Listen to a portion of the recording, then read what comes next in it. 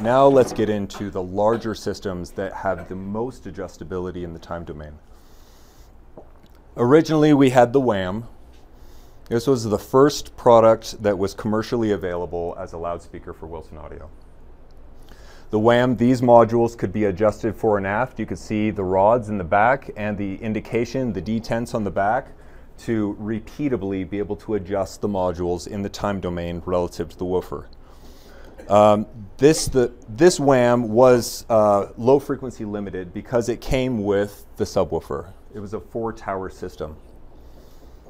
Fast forward now, the WAM Master Chronosonic is full range. Don't need a subwoofer, especially if you have a smaller room, but as soon as you start getting larger rooms, having the Master Subsonic really does benefit the system. But it's not necessary like it was with the original WAM, something we continue to learn and develop.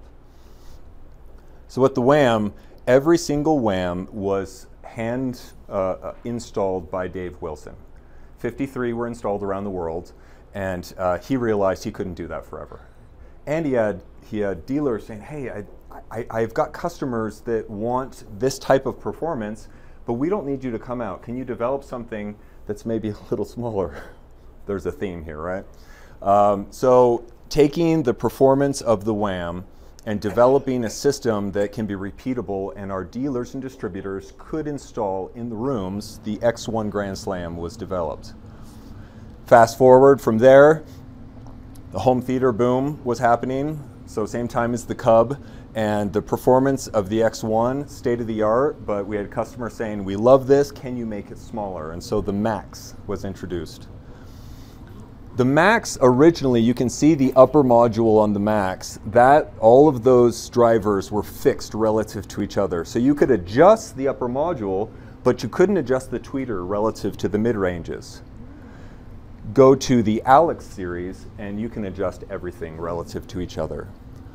You can see the X1 evolved to the Alexandria series, and then the Alexandria series evolved to the XVX. This particular one is a special one. It's a mock-up of the winter version of our Four Seasons. Yeah, and that was only available for 1 year. There's a total of only I want to say 4 winters in the world and 9 summers in the world. So if you find one for sale, those are very rare. So that's the fully adjustable large Wilson Audio products, non-adjustable Watt Puppy, and then compact. The price of our products is a reflection of the value and the content in the product. It's not just an arbitrary number of how can we make the most profit. That's not how we operate. We want to give genuine value to our customers. So if we turn here, here's kind of a quick history of Wilson Audio subwoofers. This was, once again, the home theater boom. So my dad went to our senior engineer, Vern, and he said, hey, make something that is absolutely ridiculous and blows, it is a statement in the home theater market.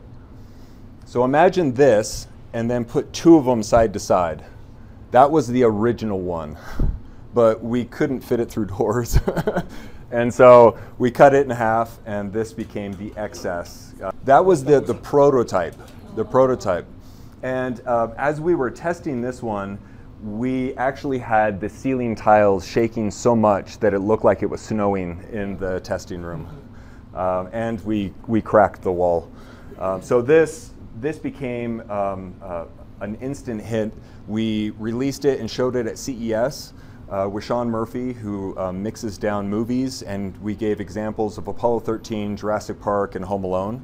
And the Apollo 13, the rocket launch, Sean Murphy said that he had never experienced something as close to what it was really like when he was mixing it down.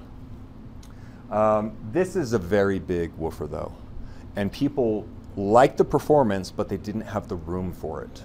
So, what do you think they asked? Can you make it smaller? Thor's hammer came out of that endeavor. So, very similar performance. The drivers that we use, the dual spider design, is similar to what we're using in the Subsonic now. Those are 15-inch woofers. The Subsonic has 3 12-inch dual spider subwoofers. So here to here, and then that's the WOW. WOW is an acronym for Wilson High Output Woofer. Just like the WAT is an acronym for Wilson Audio Tiny Tot. So the WOW was developed during the original WAM days, and it was developed if a person didn't have enough room to house 2 of the woofer towers, you could get one of these. And the WOW is like a coffee table, so we could build it to where it has 4 feet on the ground and the woofer shoots into the ground, or we turned this one up, but when you have them configured to stand up, we would have the feet underneath it. But we had 2 versions, a powered version and an unpowered version. And then the Watchdog, we had a power version and an unpowered, passive version. And then now we currently have the Loki, and you'll see the Submerge. And so this is a bit of history of Wilson Audio and what we've created in the subwoofer market.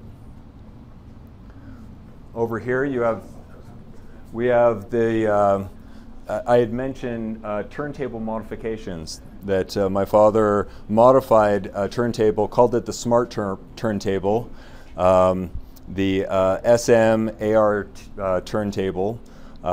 So this was the first official product. It was simply just modifying and replacing the arm.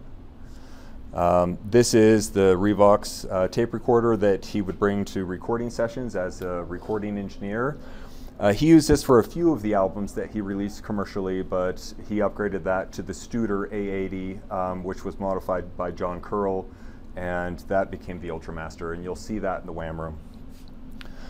This is an audio research preamp that my father modified to be a microphone preamp. So these connections on the top were not standard, and he bought that from Peter McGrath, who is a sales executive here, and he's also a world-renowned recording engineer. Peter McGrath sold him this, and when my father, when he modified it, he brought it in, and he said, "Hey Peter, check out what I did," right? And Peter's thinking as a sales guy, "Hey, you modified it, what, you can't?" He said, no, it works great. This is the best microphone preamp I've ever heard." And Peter says, "You know that voids the warranty, right?" So they go back. Their history goes way back into the mid '70s. And then here's some various subwoofer controllers. Behind you, you see various center channels. So this is the Watch Center 3. We have 3 different versions of this small adjustable center channel, and then that's the mezzo. We have a surround.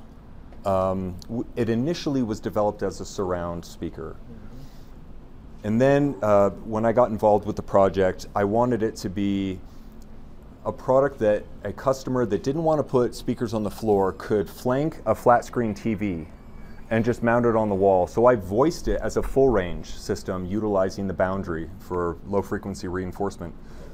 So the Alida, our current product, can be used as front, left, and right, or it can be used as Atmos or surround. It can be mounted on the wall or on the ceiling. So that's really the push that we're going towards. You can use it for home theater, but also audio. Surround sound mixes in audio have gotten very good. So we recommend it for multi-channel audio, whether it's theater or music.